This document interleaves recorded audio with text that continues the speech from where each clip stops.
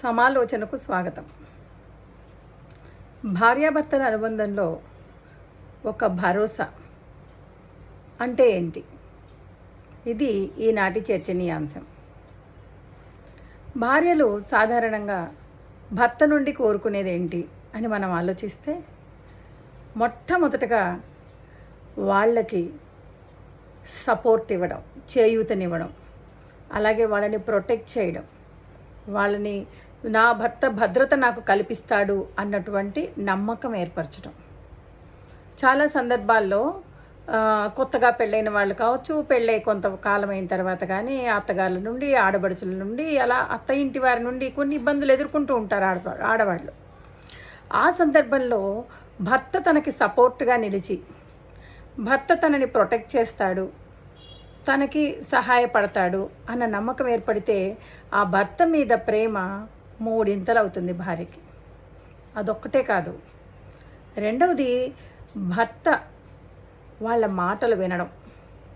చాలా సందర్భాల్లో చూడండి, భర్తలు పట్టించుకోరు పెద్దగా భార్యల్ని.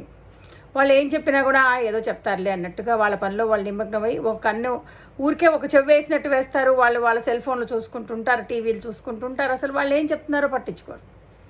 ఇలాంటి భర్తలకి నేను చెప్పేది ఏంటంటే, భార్య మీ నుండి కోరుకునేది కేవలం ఒక చిన్న కోరిక. అదేంటంటే, మీరు ఖాళీగా కూర్చున్నప్పుడు, ఆవిడ పనితీరి ఖాళీగా మీ దగ్గరకు వచ్చి కూర్చున్నప్పుడు ఆవిడ ఏమన్నా చెప్తుంటే వినండి. ఆవిడకి మరి మాట్లాడాలి, షేర్ చేయాలని అంటే ఇంకెవరుంటారు? అంటే మీరు అనొచ్చు, తెల్లారులేస్తే వాళ్ళతో వీళ్ళతో ఇంతమందితో షేర్ చేస్తుంది, నా బుర్ర తినాలా అని ఎగతాళిగా అంటే భర్తలు ఉంటారు. అది కాదు.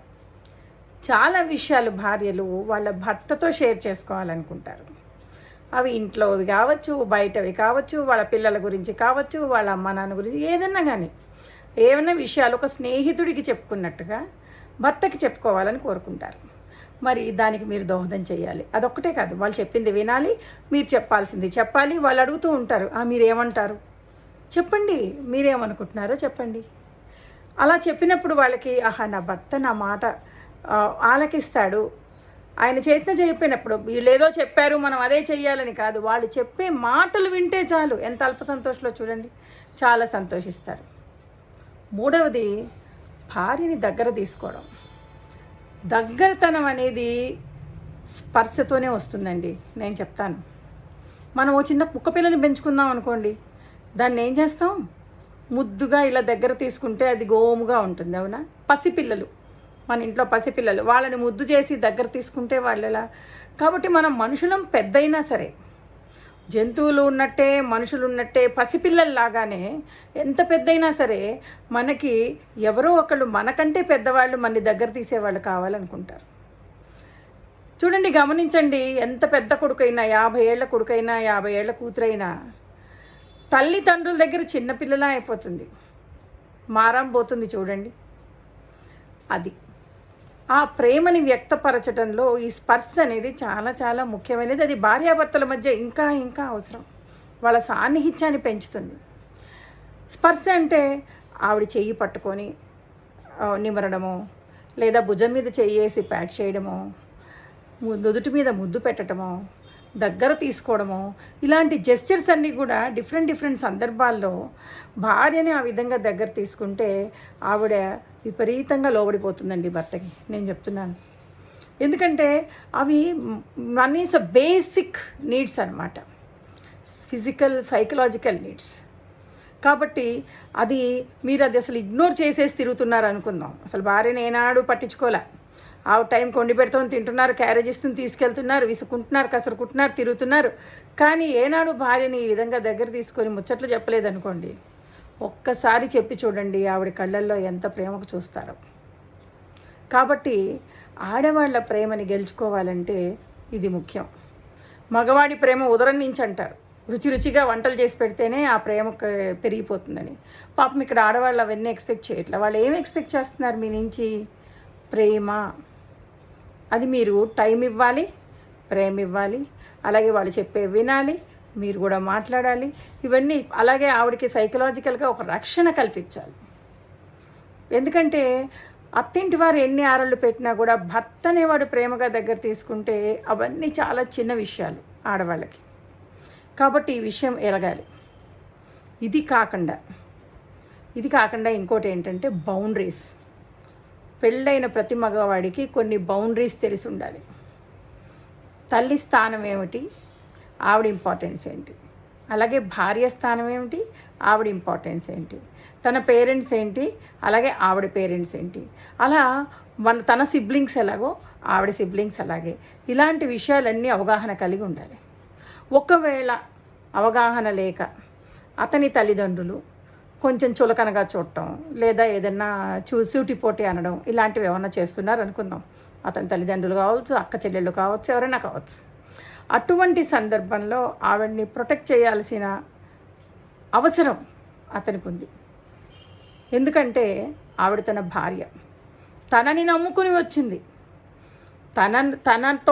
తన వల్లనే ఆ ఇంట్లో వాళ్ళతో ఆవిడకి అనుబంధం.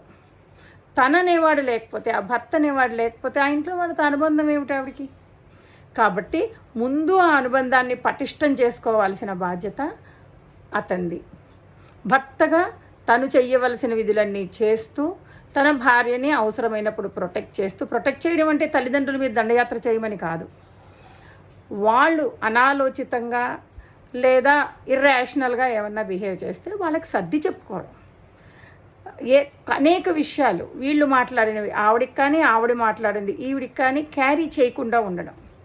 దానికి ఒక వాటర్ లైన్ పెట్టుకోవాలి. ప్రతిదీ వాళ్ళ ఆవిడన్నవన్నీ వాళ్ళ ఆవిడకి చెప్పి, లేకపోతే వాళ్ళ అమ్మ అన్నవన్నీ ఈమెకి చెప్పి చేస్తే వీళ్ళిద్దరికి డిస్టెన్స్ పెరిగిపోతుంది. నా భర్త వాళ్ళని సపోర్ట్ చేస్తున్నాడు, నన్ను ఇలా అంటున్నాడు. చాలా సందర్భాల్లో భర్తలు ఏం చేస్తారంటే, మా అమ్మే కరెక్ట్, మా ఇంట్లో ఇదే పద్ధతి, నువ్వు ఇలాగే ఉండాలి అని ఒక రూల్ పెట్టేసి డూస్ అండ్ డోంట్స్ చెప్పేస్తారు. కానీ మరి ఆమె పెరిగినటువంటి వాతావరణం, ఆమె యొక్క ఏమంటారు సరౌండింగ్స్లో, కల్చర్లో ఉన్నటువంటి డిఫరెన్స్ ఏమన్నా ఉండుంటే ఆవిడ మెల్లగా నేర్చుకుంటుంది, లేదా కొన్ని మీరు మారాలి. అంతేగాని ఆవిడేదో గిన్నెలో పోసిన నీళ్ళలాగా మొత్తం మౌల్డ్ అయిపోయి ఆ కుటుంబానికి అనుగుణంగా ఇంట్లో ప్రతి ఒక్కరికి నచ్చినట్టు ఉండాలని మాత్రం కోరుకోకండి. అది అసలు చాలా అసహజం అవ్వదల.